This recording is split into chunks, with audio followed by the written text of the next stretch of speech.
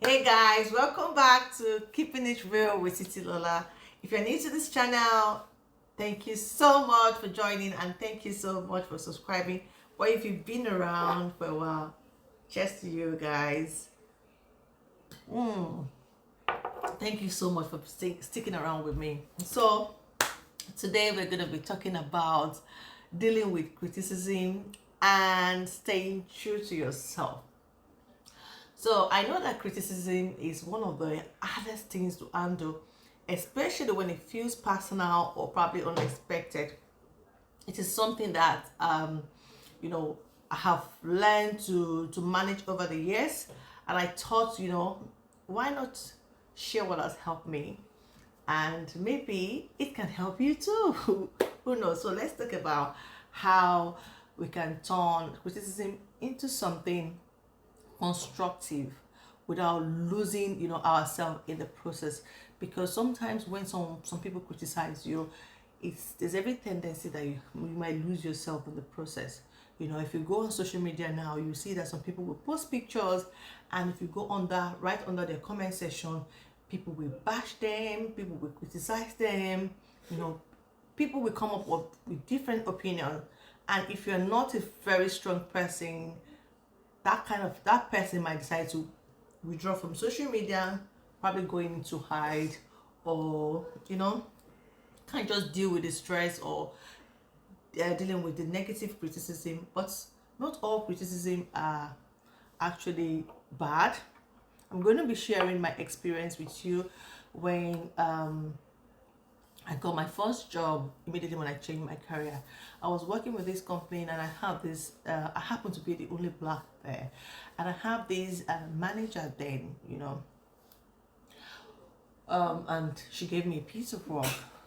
And as at that time, I wasn't really great with my Excel, using of my Excel, and in my field, in my career area, if you're working in the kind of sector that I work, you must be very good with using your Excel, PowerPoint, and probably Words, because those are the things that you use every day. You can't even think without even thinking about it.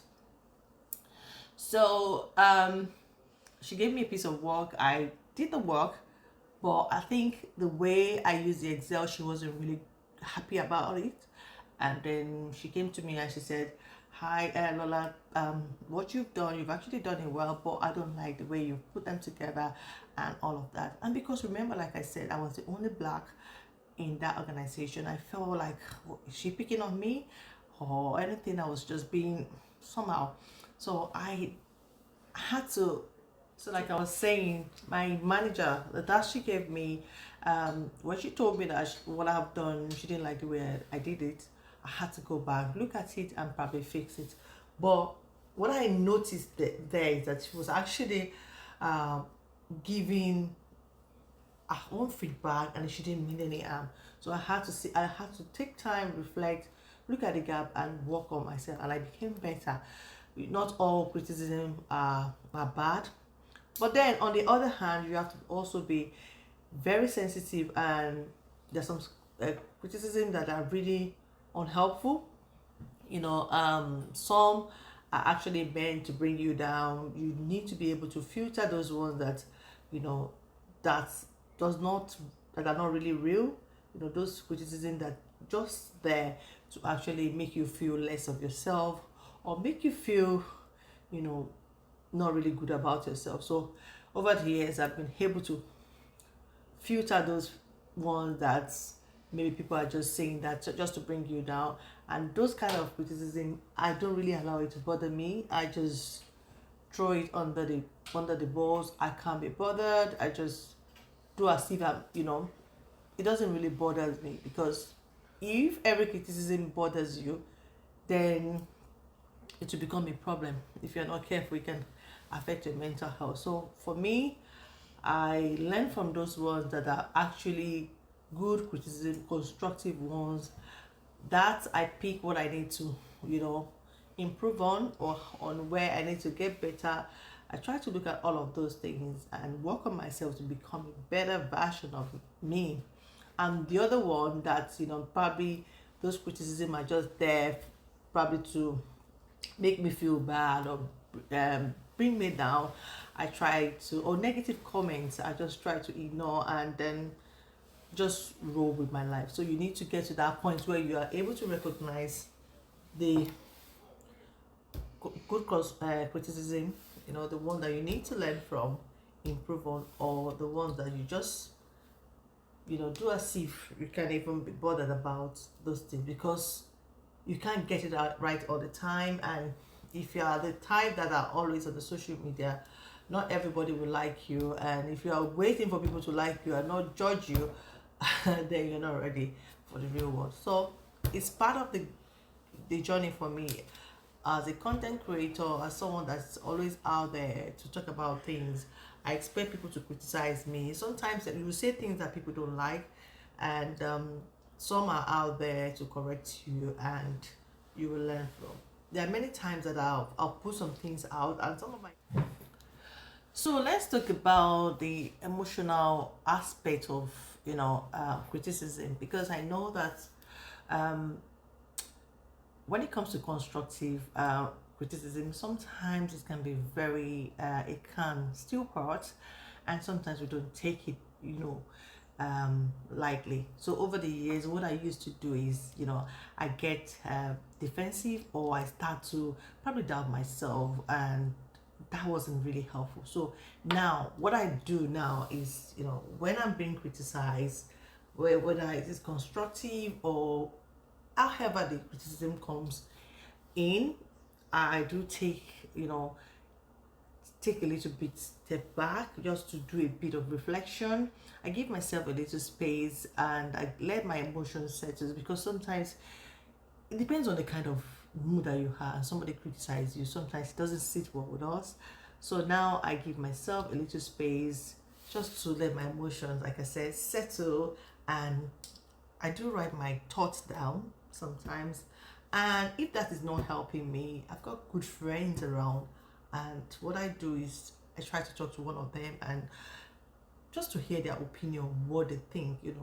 Maybe it's coming from a genuine heart, the person that's criticized me, depending on what they've said to me. And I try to rub it with a close friend of mine and say, like, okay, girl, this is what this person has said. What do you think? And just to understand it from their own perspective as well. And that way it helps me to think, more clearly, and figure out if there's anything I genuinely need to probably work on. Maybe I need to work on myself to be better, or maybe maybe it's just coming from that person and not even me. Because sometimes some people just bring things to you, that's the way they feel, that's their opinion, and actually it's not all about you. So I try to do a lot of that, and that has actually helped me. I try to remind myself that it's that it's okay, to be criticized, and what you get at the point of at the end of the day is learning from the criticism. If it's a constructive one, look at how you can improve yourself, how you can get better at it. And then, like you all know, we don't have control over people's opinion. People will always talk, people will always have their opinion about you, but it is now left for you to now pick the one that is actually right, that you need to get better at, work on, if you have to work on yourself to become a better version of yourself. And that way, by doing so, you're growing, you're getting better, and you're also learning, because we're all in the journey of learning, and we learn every. So I believe criticism can be turned into a tool for growth if it's properly handled very well.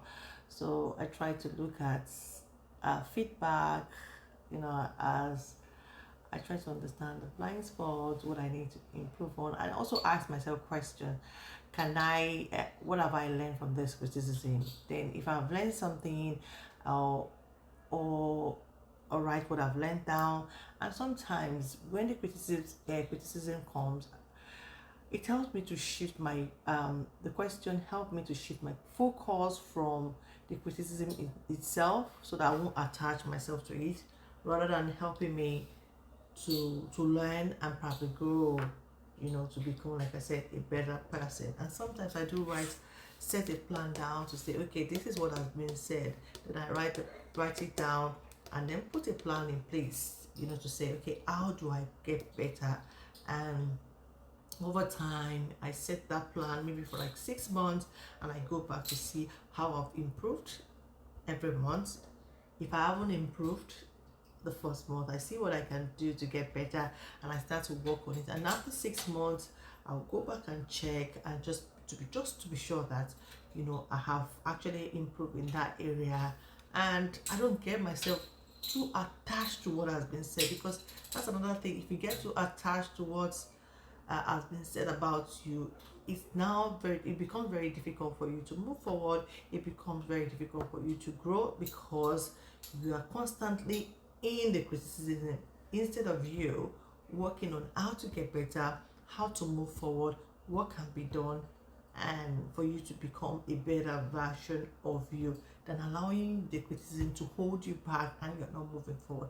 And that's what I see a lot of people do out there.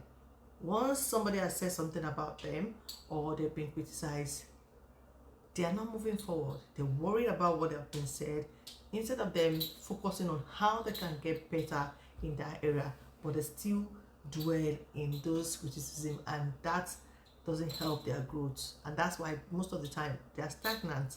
They keep doing the same thing, because they never learn from what has been said about them. It's important we always look at all of those things and see how we can become a better version of ourselves, rather than focusing on what has been said.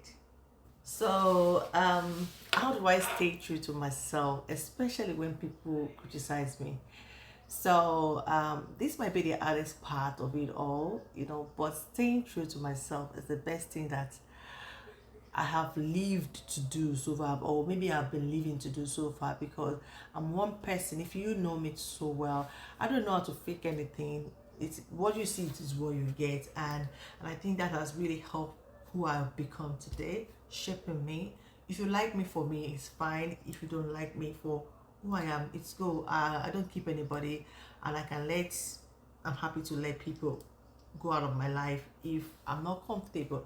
So, but over the years, I have stayed true to myself, and knowing that staying true to myself also means knowing my values, also means knowing my goals, also means knowing my strengths, and basically knowing our why. So if I get a feedback from you, or maybe a criticism that doesn't align with who I am or what I believe, I'll remind myself of that why. So criticism doesn't really get into me like that. When it comes, I try to see where it's coming from. Is it the one I can learn from? If it's the one I can learn from, I learn from it. If it's the one that I can't be bothered, I just chuck it in the bin. Then I also make sure I surround myself with people who see my value. I don't keep friends that's always competing, always making me feel less of myself. No, I like to surround myself with people that we can thrive together, people that we can grow together, people that we can leverage from each other, we can learn things from each other, and not seeing ourselves as a competitor.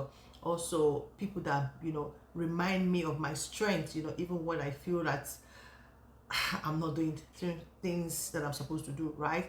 They help me, remind me of my value, that what it is, you can do so much more, and believe in myself. So no matter what I see, I rather stay authentic, and also deal with criticism that people throw at me, and see how I can become a better version of me, than to fake life, or to please everyone and lose yourself in the process. Is the worst thing that anyone can do.